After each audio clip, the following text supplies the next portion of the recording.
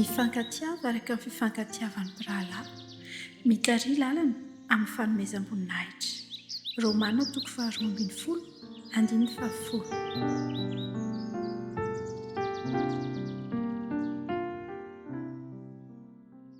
Hitan'ny olona amin'ny fitondrantenantsika ve ny fitiavan'i Jesosy Kristy? Raha izany fanontaniana izany raha lasa nabavy malala ny jerena dia tokony ho hitan'ny olona eo amin'ny fiainako sy eo amin'ny fiainanao hoe tia anao Jesosy. Hitan'ny olona eo amin'ny fiainantsika ny fitiavan'i Jesosy Kristy ka hanaran'ny olona ny Andriamanitra izay vavahantsika, hanaran'ny olona ny Jesosy Kristy satria ny kristianina dia tsy fantatra amin'izay teny lazainy ihany fa indrindra amin'ny fomba hitondran'ny hafa satria isan'andro ihany koa dia omenantsika ny fotoana mba hanehoana ny fitiavan'i Jesosy Kristy amin'ny alalan'ny hatsaram-panahy, ny fanajana ary ny fanompoana ny hafa sy fanompoana an'Andriamanitra. Ny fanontaniana lehibe mipetraka ihany koa amin'ity anio ity dia hoe moa ve ny fiainanao maneho an'i Jesosy sa maneho ny izao?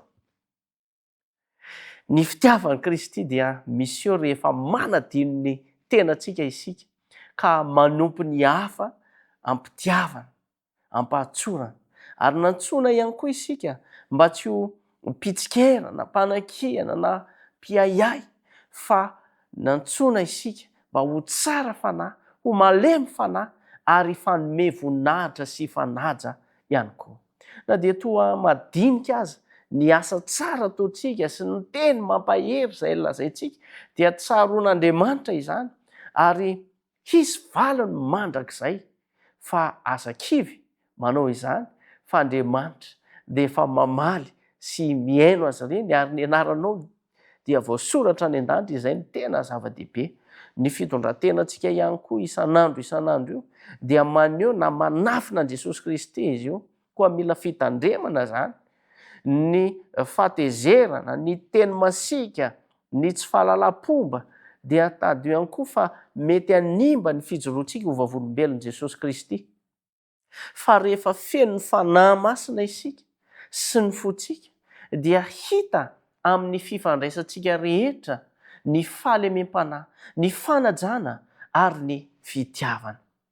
Amin'izay dia tsy ny tenantsika no asandratsika fa i Jesosy Kristy no memboninahitra satria azy izany. Ny tanjon'ny fiainana kristiana ihany koa dia tsy ny hahazo dera na hahazo fankasitrahana avy amin'ny olona na hahazo laza sy ny sisa. Ho reraka tsika raha izay no andrasantsika fa ny tanjon'ny fiainana kristiana dia ny haneho ny fitiavan'i Jesosy Kristy amin'ny teny izay ataontsika, ny fihetsika izay ataontsika sy ny asa izay ataontsika ihany koa.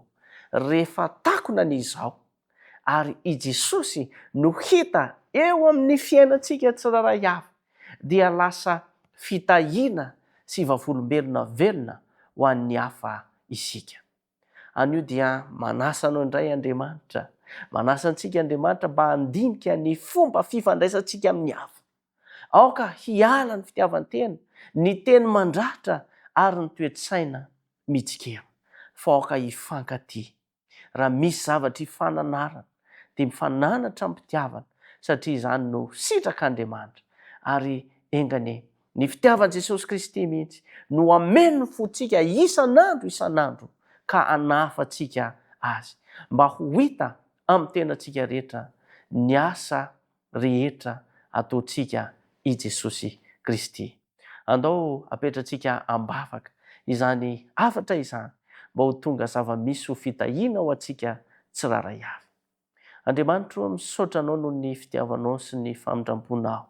Misaotra noho ny tontolo andro vaovao nomenao anay. Misaotra satria tsapanay fa tia anay ianao.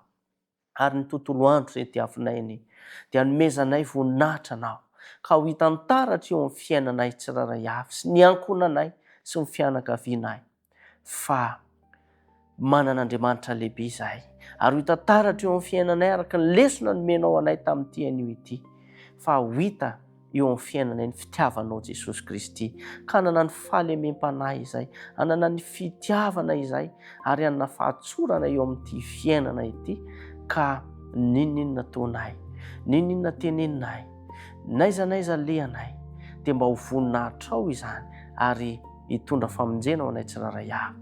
Amin'ny anaranao Jesosy no hanonona sy angatana ny vavaka. Amen.